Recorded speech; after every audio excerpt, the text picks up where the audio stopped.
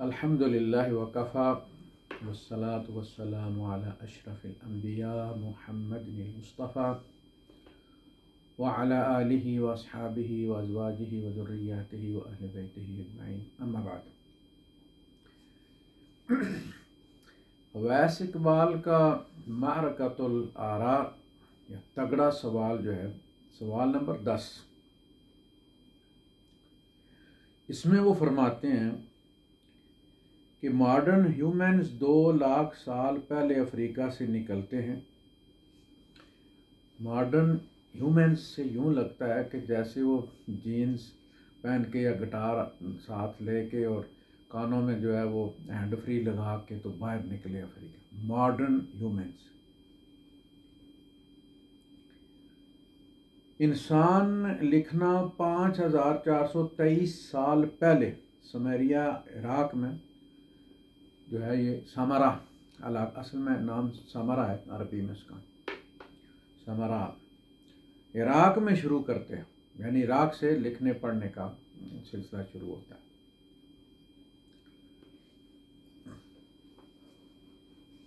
तो उस ज़माने में जो भी, उनके कहने का मकसद है कि ये बीच के जो 1,94,577 साल अल्लाह ताला ने कोई किताब नहीं लिखी, ना उसको कोई किताब लिखने का ख्याल आया।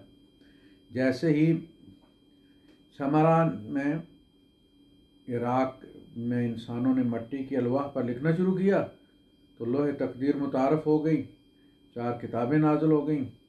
और क्या हुसैन या हसीन इत्तिफ़ाक़ है ना कि पहली 3 किताबों में से हर किताब नाज़िल करके अल्लाह ताला को पता चलता था कि हो इनमें तो तहरीफ हो गई है, लेकिन अब के जो मैं किताब नाज़िल करूँगा उसमें मैं तहरीफ नहीं होने दूँगा। ये सवाल है इनका। अब हम इसको पॉइंट के साथ शुरू करते हैं। 2 टांगों पर चलने वाले, जैसा कि मैं अपने तख्लीक़ आदम के बारे में बयान कर चुका हूँ कि अल्लाह पाक ने जो प्रोसेस बताया, जिस तरीके से बताया, तो 2 टांगों पर चलने वाले इंसान 2 हाथों 2 पाँव का नाम नहीं है कि जो मखलूक भी 2 पाँव पर चलना शुरू हो जाएगी तो वो आदम कहलाना शुरू कर देगी। इन्हीं में से 2 टांगों पर चलने वालों में से एक को मुंतखब किया गया था उसके लिए कि एक इस जोड़े के मिलाप से जो बच्चा पैदा होगा वो बच्चा आदम होगा। उनको पिन पॉइंट किया गया था। और पहला बच्चा जो पैदा होकर रोया था वो इंसान था, यानी वही आदम, जिसमें अल्लाह पाक ने फिर वो रूह फूंकी थी और वो सारा सिलसिला हुआ था। वो जो पहला शख्स है वही पहला नबी भी है। वो आदम अलैहिस्सलाम पहले शख्स है जो नबी भी हैं और जो आदम भी हैं, और उनसे आगे जो चले वो आदमी चले, आदमियत चली। फिर इंसान, अल्लाह पाक ने अल इंसान जो है, खलक़ल इंसान मिन सलसाल मिन हम्म मसनून, वो इंसानों की पूरी खेप थी जिसमें इस इंसान नमा लोगों की एक खेप थी जिसमें से एक घराने को चुना गया कि यहाँ से इर्तिका शुरू होगा और इनको पीछे छोड़ के यहाँ से आदम निकलेगा। और वो फिर आदम जो थे वो नबी भी थे। और आज भी आप देख लें अफ्रीका के अंदर वो भी कबाइल हैं अमेज़न जंगलात में तो मादरजाद नंगे, मादरजाद औरतें भी मर्द भी। अब आदम और हवा अलैहिस्सलाम का जो वाक़या कुरान बयान करता है तो उनके बारे में कहा गया कि वो इस कदर शर्मीले थे कि जो ही उन्हें पहली दफ़ा यह एहसास हुआ कि हम नंगे हैं, नंगा होना बुरी बात है, ये वो चीज़ें जो उनके अंदर इंस्टॉल थी। पता चलता कि ये दूसरों से वखरे हैं, इन्हें शऊर है कि नंगा होना और लिबास में होना क्या है। तो अल्लाह पाक फरमाता फताफिका यख्सिफान अलैहिमा मिन वरक़िल जन्नह, वो उस जंगल के, उस बाग के बड़े बड़े पत्ते लेके अपने आप को लपेटने लगे शर्म की वजह से, यख्सिफान, हया की वजह से। तो पता चला कि आदम अलैहिस्सलाम पहले नबी हैं, उनमें शर्म व हया है, उन्हें पता है मेरा कोई खालिक है। खालिक ने पाबंदी लगाई थी, जज्बात में मुझसे पाबंदी टूट गई। ये वही पाबंदी थी जो हम पर रमज़ान के महीने में लगाई जाती है अपनी बीवियों के मामले। हवा उनकी बीवी थी, लेकिन उनको कहा गया कि भाई इन्हें छूना नहीं, करीब नहीं जाना, इसलिए कि करीब जाओगे तो गलती हो जाएगी। वो खालिक है ना, समझते हैं हमारे मामलात को। आज भी रमज़ान में इसी तरह हो जाता है। बड़े बड़े मिच्योर लोग जो है वो इजी होकर सो जाते हैं, और फिर वो पराठा खा के सोए होते हैं ना, तो फिर वो मॉर्निंग वुड का वाकया हो जाता है, और जनाब वाली फिर वो दौड़ते फिरते हैं मौलवी साहब अब क्या करें। अब जहर है उसका तो फिर अलग है ना, यानी रोज़ा आम हालात में टूट जाए, बंदे को शदीद प्यास लगी और जान में बान आई है, वो तोड़ देता है, या किसी और मजबूरी, वो जख्मी हो गया किसी एक्सीडेंट में और उसे रोज़ा तोड़ने की ज़रूरत है, वो रोज़ा तोड़ देता है, तो उस पर सिर्फ एक रोज़े की कज़ा है, एक रोज़े की कज़ा है। सिर्फ सेक्स से रोज़ा तोड़ने की अकूबत जो है वो 61 रोज़े है। एक वो कज़ा का रोज़ा और 60 रोज़े जो है वो शहरैन वो उसके सज़ा है सेक्स से तोड़ने की। ये समझ लें आप, ऐसा नहीं कि भाई हर रोज़ा तोड़ना, किसी से टूट गया, किसी ने तोड़ दिया, किसी ने जानबूझ के भी तोड़ दिया, तो उसकी एक ही कज़ा है बस। ये ख़ास मामला है। तो अल्लाह पाक ने रोक दिया, खाओ पियो, खाओ पियो, कुलू वशरबू, कुला वशरबा वला तक़रबा हाज़ शजरा। ये शजरा नसब के करीब ना भटकना, और वो शजरा नसब ने क्योंकि चलना था तो चल पड़ा। आज भी हम कहते हैं आपका शजरा क्या है, शजरा नसब क्या है, फलां का नसब क्या है। ये शजरा नसब यही है जिस शजरे से मना किया गया था। फतशका, बच्चे पैदा हो जाएंगे तो फिर मुसीबत में पड़ जाओगे, मुशक्कत बढ़ जाएगी। तो वो हो गया तो क्या हो, दोनों का एहसास वो गलती होगी, हुक्म टूट गया। अब भी हो जाता है, रोते फिरते पूछते हैं आगे, कोई इरादा नहीं होता, कुछ नहीं होता, हो गया शैतान। भाई शैतान नहीं, आपने सहरी करके आप सोए हैं तो उसका कुछ ना कुछ असर तो होगा फिर, इसलिए तो पाबंदी लगी है। चेक करना तो मैं कहा अल्लाह की हुदूद के मामले में कितने कमिटेड है। पहले जोड़े में ही ये हया है। फतफ़िक़ा यख़सिफ़ान अलैहिमा मिन वरक़िल जन्नह, दोनों शर्म हया से जन्नत के पत्ते लपेटने लगे। ये पहली बात थी जब उन्हें एहसास हुआ कि नंगा होना बुरी बात है। पत्ते लपेटे और फिर कपड़े बनने शुरू हुए। फिर एहसास हुआ कि कपड़े बनाने चाहिए, होने चाहिए। अल्लाह पाक उन्हीं से फरमाता है। इम्तिहान था ना, ये फरिश्तों के साथ इम्तिहान था, इल्मुल अस्मा का, the knowledge of physical sciences, उसमें फरिश्ते हार गए, ये जीत गए। अब डूज एंड डोंट्स में जो इम्तिहान था, इब्लीस के साथ मुकाबला था, उसमें ये हार गए। और ये हार जो थी, यही टर्निंग पॉइंट था। आदम अलैहिस्सलाम की खुसूसियत मुत्तकी होना नहीं था, उनका मुकाबला इब्लीस से मुत्तकी होने का नहीं था, नमाजी होने का नहीं था। वो पता नहीं कब से पढ़ रहा था, हजारों साल से। भाई हजारों साल का मुत्तकी, अपने जमाने का हीरो।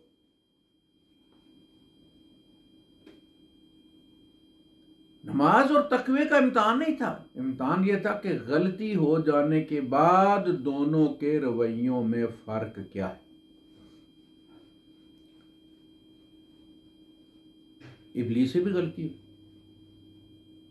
और वो डट गया, उसका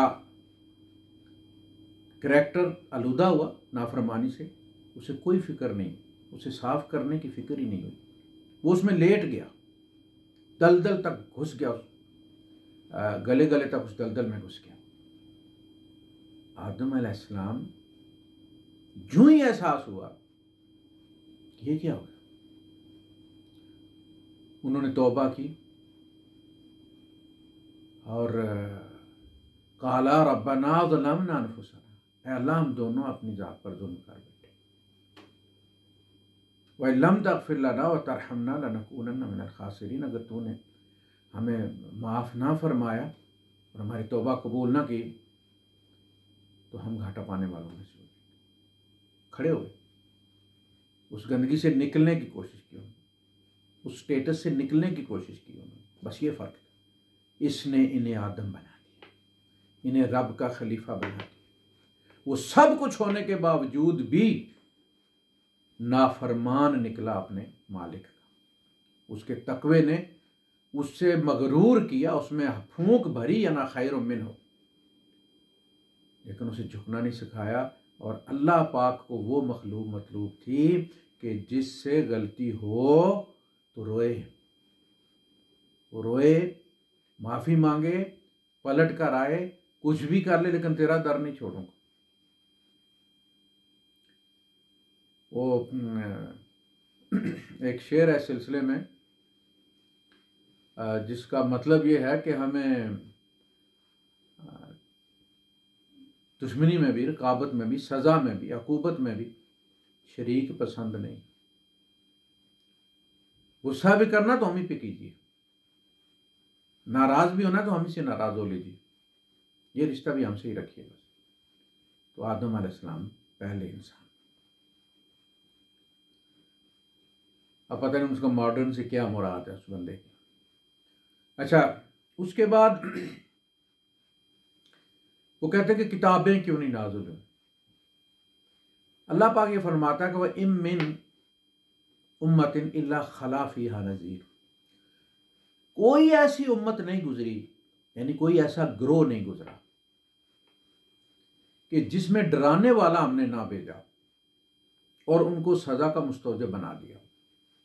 अगर किसी में नहीं गया, किसी जनरेशन में नहीं गया, तो उनसे पूछा भी नहीं जाएगा।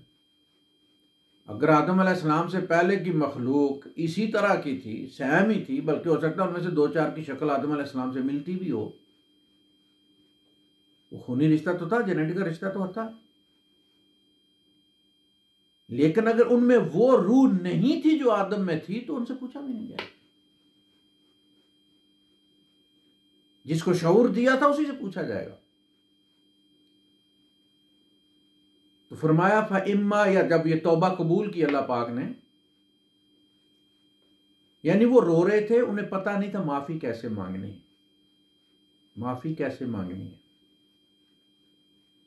तो अल्लाह ने इल्का किए, फ़तलक़्क़ा आदम मिन रब्बिही कलिमातिन, आदम ने अपने रब से तलक़्क़ा कबूल किए, अखज़ किए, अल्लाह ने इल्का किए, उन्होंने अल्फाज को बेसाख्तगी में अदा किया। वो अल्फाज अल्लाह ने सिखाए, रब्बना ज़लमना अनफुसना व लम तग़फिर लना व तरहमना लनकूनन्ना मिनल खासिरीन, वो अल्लाह ने सिखाए। तो अल्लाह पाक ने कबूल किया, फ़ताबा अलैहि। तो फिर अल्लाह ने पाक उन्हें फरमाया, देख लो तुम अपने जोर पर, अपनी अकल की बुनियाद पर तुम बच नहीं सके, उसने तुम्हें मुगालते में डाल दिया, उसने कसम खाई बाकायदा कि तुम्हारी बका इसमें है। अल्लाह पाक तुम्हें इसलिए रोक रहा है कि तुम्हारी नस्ल न चल पड़े। आप अंदाजा करें, मा नहाकुमा रब्बुकुमा अन हाज़ि शजरति इल्ला अन तकूना मलकैनी और तकूना मिनल खालिदीन। अल्लाह तुम्हें इसके सिवा और किसी इरादे से नहीं रोक रहा कि कहीं तुम फरिश्ते ही ना बन जाओ। ज़ाहिर है जब इंसान जो है वो कुछ भी नहीं करेगा तो फरिश्ते ही होगा ना, फरिश्ते ही कुछ नहीं करते बस। तो फिर उसने वक़ासमहुमा, और उसने सामने कसम खाई अल्लाह की, इन्नी लकुमा लमिनन नासिहीन, मैं तुम्हें अच्छी नसीहत कर रहा हूँ। यानी ये दरवाज़ा जिस तरह मैंने अपनी फरमाबरदारी का दरवाज़ा तोड़ा है तो विलन बनाऊं, तुम भी ये दरवाज़ा तोड़ोगे तो हीरो बनो, और हीरो बन गए वो तौबा करके, और आगे हमारी नस्ल भी चल पड़ी। ये उनकी मेहरबानी है, हमने भी दुनिया देखी, मौज मेला किया, ये अब्बा जी का कारनामा था हमारे, यानी हमारे लिए तो वो रहमत का दरवाज़ा ही खुला। तो फरमाया फ़इम्मा यातियन्नकुम मिन्नी हुदन, जब जब तुम्हें मेरी तरफ से हदायत मिलती रहेंगी, आती रहेंगी, तो जिसने उनको कबूल किया और उनको फॉलो किया, फमन तबिअ हुदाया, जिसने फॉलो किया मेरी हदायत को, मेरी जो भी उस वक्त के मुताबिक इंस्ट्रक्शंस, जैसे लिखा जाता है कि जी ये स्पीड इतनी रखनी है, आगे धुंध है जी, स्पीड लिमिट इतनी करके चलना है जी, फासला इतना रखना है जी, ये हदायत होती है ना हालात के मुताबिक। शरीयत भी इसी का नाम, जो उस वक्त इमरानी तरक्की होती है, उसमें जो ख़तरात नए पैदा होते हैं, फिर नई किताब नाजिल होती है, वो उसमें डिस्कस होते हैं। एक बंदा रोज दौलताला आता है गांव से 5 किलोमीटर, उसको कुछ इतनी हदायत की कोई ज़रूरत ना, वहाँ पे सिग्नल, अब वो पिंडी आ बढ़ेगा तो उसे मजीद हदायत की ज़रूरत है या नहीं है। तो जब जब इंसानियत तरक्की कर रही थी तो उस मुताबिक हदायत आ रही थी। जब लिखने का सामान नहीं था तो वही के ज़रिए आती थी, ज़ुबानी याद की जाती थी, कुरान उसका सबूत है, सदियों से चल रहा है ज़ुबानी। मसला क्या, मसला तो एक हदायत पहुँचे। जब ये सारा कुछ नहीं था तो क्या ट्रैफिक वाले जो थे वो ट्रैफिक वाले नहीं थे, उनके पास कैमरे नहीं थे, स्पीड कैमरे चेक करने वाले नहीं थे, वो सीसीटीवी नहीं थे, पकड़ने वाले और चालान करने वाले, तब वो महकमा ट्रैफिक नहीं था। तो जो जो इमरानियत तरक्की करती है, नए नए औजार जो है वो ईजाद किए जाते हैं, उस सेक्शन से मुतल्लिक, उस सहूलत से मुतल्लिक, अस्पतालों में देख लें, इंजेक्शन देख लें आप, और दवाइयाँ देख लें आप, तब वाले वो इंसान नहीं होते, तब वाले डॉक्टर नहीं होते थे जो इंजेक्शन नहीं लगाते थे, वो तबीब नहीं होते थे। तो वो किताब जो भी अल्लाह की तरफ से हदायत आती थी, ज़ुबानी आती थी, ज़ुबानी याद रखी जाती थी, ज़ुबानी फॉलो किया जाता था। लोग कबाइल में होते थे, एक कबीला कितने लोग उसमें होते थे। इंसानियत बढ़ती गई, फिर जब आपके बकौल खुद आपके वो सामुरा जो इलाका है उसी के अंदर किताबत का ज़ौक़ शौक़ हुआ और लोगों ने लिखना शुरू किया, तो फिर किताबें भी लिखी। लेकिन इसकी अच्छी आवाज़ होती है, गाने में भी अच्छी होती है, वो तलावत करता है तो भी है, वो कारी होता है तो बहुत बेहतरीन कारी होता है, और जो बेहतरीन कारी है वो अगर गाने वाला होता तो बेहतरीन गाने वाला होता। तो जब बाकी चीज़ें लिखी जाने लगी तो किताब भी लिखी जाने लगी। लेकिन असलन किताब मसमू है, नबी सुनता है अल्लाह से, और फिर नबी से लोग सुनते हैं और उनसे अगले लोग सुनते हैं, सिलसिला है, ये सिलसिला इसी तरह चलता रहा। अब बात आ गई तहरीफ की। तहरीफ नहीं, कहीं भी अल्लाह युहर्रिफूनहु अन मवादिही, वो तहरीफ आयत मिटाने के लिए नहीं होती थी पिछली किताबों में। युहर्रिफून अन मवादिही, वो उसको उसके मौज़ा से हटा देते थे, उस बात को, उस आयत को किसी और चीज पर इंतबा कर देते, या उसके इंतबा को गड़बड़ कर देते थे। मौलवी करते हैं ना ये काम। आप किसी से फतवा लेने जाएं तो एक मौलवी को पता है कि ये इस तरह से है, तो वो उस आयत के खिलाफ फतवा देता तो उसने तहरीफ कर दी किताबुल्लाह। युहर्रिफूनहु मिन बाद मवाज़िही, मवाज़ि में रख देने के बाद भी उसमें तहरीफ कर रहे हैं। पता कि अस्सला ऐसी चीज है कि उसके आप लुग़वी मानी ढेर सारे बना सकते हैं, लेकिन जब उसको बतौर इस्तिलाह उसके मौज़े पर रख दिया गया कि ये अरकान है जिनको अदा करने का नाम सलाह है, इसलिए फरमाया सल्लू कमा रअयतुमूनी उसल्ली, मुझे देख के पढ़ो। जुबानी नहीं सिखाया। साहबा ने हुजूर को देखे, ताबईन ने साहबा को देखे, तबा ताबईन ने उन ताबईन को देखे। और आज तक इमाम बुखारी रहमतुल्लाह अलैह के वालिद ने अपने ज़माने के लोगों को देख, यानी उन्होंने बुखारी शरीफ पढ़ के तो नहीं ना नमाज शुरू की कि मेरा बेटा है जो उसने ये हदीसें इकट्ठी की हैं तो अब मैं नमाज शुरू करता हूँ तो मैं देख के बुखारी शरीफ करता हूँ। इमाम मुस्लिम के बाप ने भी देख के पढ़ी, हमने भी अपने वालिद के देख के उनके साथ खड़े होकर सीखी। यानी ये तो उसी तरह चलती आ रही। तो तहरीफ किताबों में इस तरह नहीं है कि आयत तब्दील की गई है। यार संसार की आयत जो है वो तौरात में मौजूद है, आयत थी ना, आज तक मौजूद है। उनके यहां भी संसार कोई नहीं अब करता, लेकिन आयत मौजूद है। डेथ स्टोनिंग इन तौरा, डेथ स्टोनिंग इन बाइबल, आप गूगल सर्च करके देखें, आपको जगह जगह उसकी वो कोई 13 जगह उसका जिक्र होगा कि इसमें हो तो बस्ती घर के अंदर उसकी स्टोनिंग करनी है, ये वाला अगर किया तो बस्ती के बाहर ले जाके उसकी होनी है, वो स्टोनिंग करनी है उसको। वो आज भी मौजूद है। उनके यहाँ बकरी मैंने नहीं खाई, हमारे यहाँ भी कुरान में होती तो बकरी नहीं खा सकती थी, नहीं है, उसको मनसूख किया गया कुरान में, उसको 100 कोड़े में तब्दील किया गया है। और उसमें शादीशुदा और गैर शादीशुदा की कोई नहीं रखी। जिना करने वाला औरत और जिना करने वाला मर्द फजलदूहुमा मियत जल्दा, 100 कोड़ा मार। ये बाद वालों ने, उन्होंने देखा कि अल्लाह के रसूल सल्लल्लाहु अलैहि वसल्लम ने संसार किया है, आयत संसार से रोकती है, तो उन्होंने कहना शुरू कर दिया कि हमने अल्लाह के रसूल की सुन्नत में संसार किया है और फर्ज कुरान के पर अमल करते हुए कोड़े भी लगा दी। अब ये 2 सजाएं हुजूर ने तो जमा नहीं की किसी पर कि पहले इसको 100 कोड़े लगवाए हूं, और तो कंफ्यूज हो गए।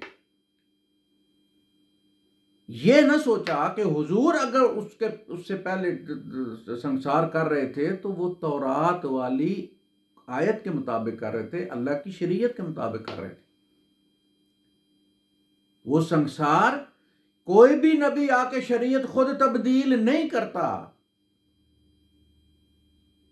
वो पहली शरीयत का ताबे होता है। कुरान बार बार कहता है मुसद्दिक़न लिमा बैन यदैहि, जब इसे पहली जो शरीयत होती है उसकी तस्दीक करता है, अमल से तस्दीक करता है, उस पर चलता है। तब तक नया तरीका इख्तियार नहीं करता जब तक वही के जरिए उस तरीके को तब्दील न किया। हमारे यहाँ सूरह अन-निसा में डेथ स्टोनिंग को रोक दिया गया, पहला हुक्म नाज़िल हुआ, स्टे दे दिया गया, वल्लाती यातीना अल-फाहिशता मिन निसाइकुम फस्तशहिदू अलैहिन्ना अर्बअतम मिनकुम फइन शहिदू फअमसिकूहुन्ना फिल बुयूत। कोई संसार नहीं करना, घर में बंद कर दो, हत्ता यतवफ़ाहुन्नल मौत, यहां तक कि नया ऑर्डर आने से पहले अगर वो मर जाती है तो मर जाए, अदरवाइज जब नया ऑर्डर आएगा तो उसके मुताबिक उनको सजा देनी है। यहां स्टे दी है, सूरह नूर में स्टे तोड़ी है, नया हुक्म आया है, नया ऑर्डर आया है, फजलिदू कुल्ला वाहिदिन मिनहुम मा मियत जल्दा, दोनों में से हर एक को 100 कोड़ा मारो। ये कुमारी और शादीशुदा वाला कोई मसला नहीं। ये बाद में जब खुद गलती करते हैं तफहीम में तो फिर उसको जमा तफरीक करके तो उसकी मुताबिकत बनाने की कोशिश करते हैं। अल्लाह पाक ने सूरत शुरू की है तो कितने पुरशको अंदाज में सूरतुन अनज़लनाहा व फरज़नाहा व अनज़लना फ़ीहा आयातिन बय्यिनातिन। तावील उसकी होती है कि जिसमें कोई चीज वाज़ेह नहीं होता। अल्लाह खुद कह रहा बय्यिनात हैं, ये बय्यिनात हैं, इनमें अपना मसाला नहीं डालना, लअल्लकुम तज़क्करून, ये बय्यिनात है ताकि तुम समझो, फिर भी समझ नहीं है। कहते हैं कि अल्लाह को नहीं कहना आया कि शादीशुदा है तो ये करो और गैर शादीशुदा तो उसको ये करो। अल्लाह को ये कहना नहीं है कि ये सजा उनके लिए जो गैर शादीशुदा है। अल्लाह को आप समझा रहे हैं, अल्लाह को बात कहना नहीं आता, कहना चाहता तो भूल जाता है। कितने इल्जाम लगाओगे यार खुदा पर। तो तहरीफ अल्फाज में नहीं, फतवे में तहरीफ होती है। कानून वही लिखा होता है। जज डंडी कहाँ मारता है? जब वो रेफरेंस नहीं देता और अपने जज्बात को फैसला बना देता। हमारे पिछले जो टेन्योर गुजरा है जुडिशरी का, उसमें क्या होता? किसी फैसले में कहा गया कि आइन की शिक के मुताबिक हम ये फैसला दे, उस आइन की शिक के मुताबिक होता ही नहीं। वो तो अपनी मर्जी के मुताबिक होता था फैसला, वो तो अपने क्रश के मुताबिक होता था। लिहाजा उसमें तबसरा लिख दिया जाता था। चौधरी जावेद के वो की तरह का वो कालम लिख देते थे, वो कालम था उनका, वो आईनी और कानूनी फैसला नहीं होता था। ना कानून का हवाला ना आइन का हवाला। मौलवी भी इसी तरह करते हैं, तहरीफ कुरान में भी अब भी करते हैं। यह फैसला तहरीफ ही है ना कि 100 कोड़े को संसार बना देते हैं कि जी वो तो यानी वो ख्याल करते हैं 100 कोड़े तो सजा ही करो। यार अल्लाह तखफीफ ही तो कर रहा है ना, यहां तखफीफ ही तो की है इस कुरान में। यस्सिरू वला तुअस्सिरू, आसानी पैदा करो, तंगी पैदा ना करो। लोगों का ईमान इतना लोड नहीं ले सकते, वो खालिक जानता है।